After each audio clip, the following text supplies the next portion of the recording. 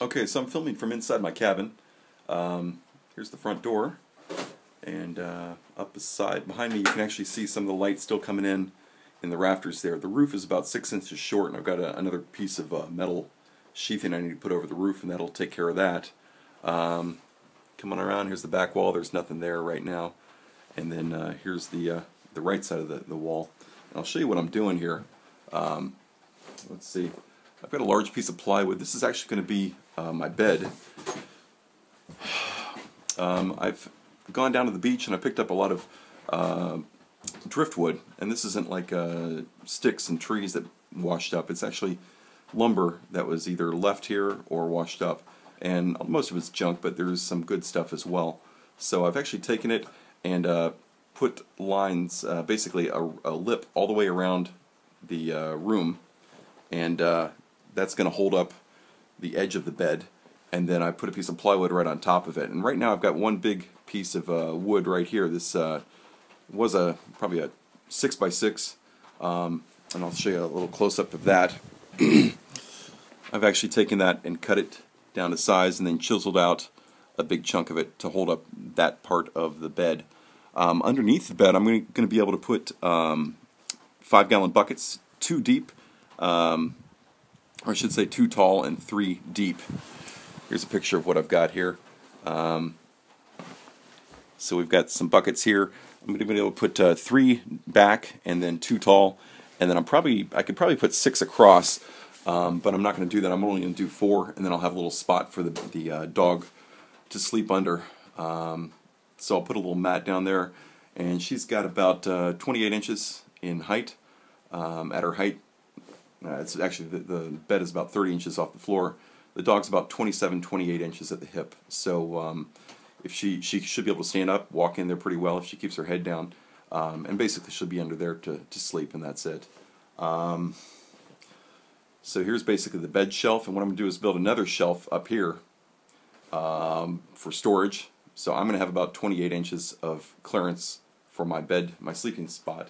And from on top of that shelf, what I'm going to do is hang down one of my excess sleeping bags, one of the nylon ones. It's not really warm, but it's useful anyway. It's in good shape, and that'll actually cut off the airflow going in and out of the bed, which should help things warm up quite a bit.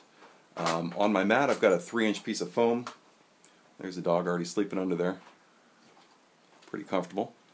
I've got a 3-inch piece of foam that will actually help keep some of the heat coming back into my body, as well as make it a little bit more comfortable, though that's I'm pretty used to sleeping on the floor at this point.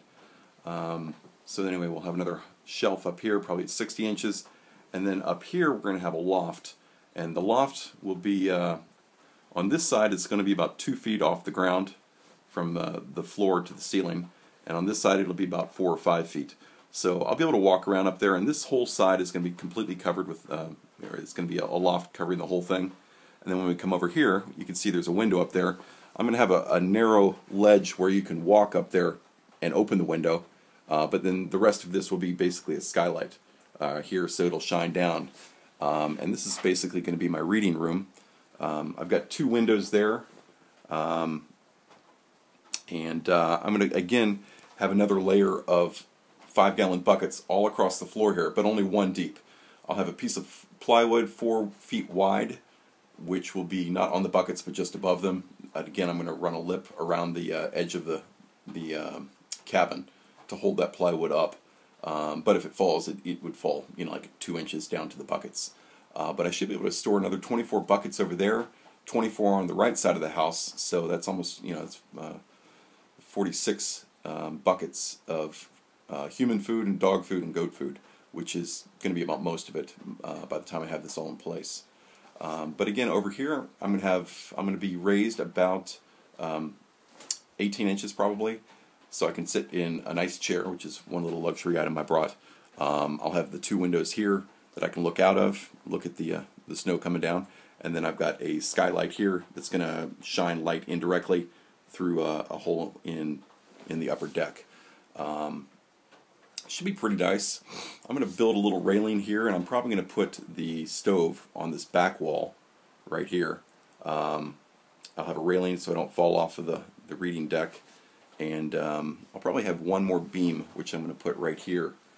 And I may use 2x4, 2x6, or I may just get a piece of driftwood, like a full tree, and cut that to fit. That would be really nice. And I'm probably going to do the same thing over here.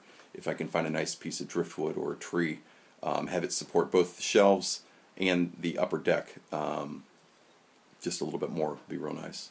So that's kind of what we're looking at right now. It is almost noon, and it is 50 degrees inside my cabin. It's warmed up a little bit. I don't know if you can see it, but you can actually see my breath. So it's kind of cold and damp and like that all the time. So it's not uncomfortable, although I'm wearing a long sleeve flannel shirt and then a hooded jacket on top of that, and then kind of my Indiana Jones hat on top of that, and then a raincoat with a hood on top of that, trying to keep some of the water out. And I'm very comfortable. Of course, this is summer, so that's kind of disconcerting. It's just going to get more and more cold, and I'll show you another couple shots from the outside so you can kind of see what the house looks like. But that's about it for now. Thanks.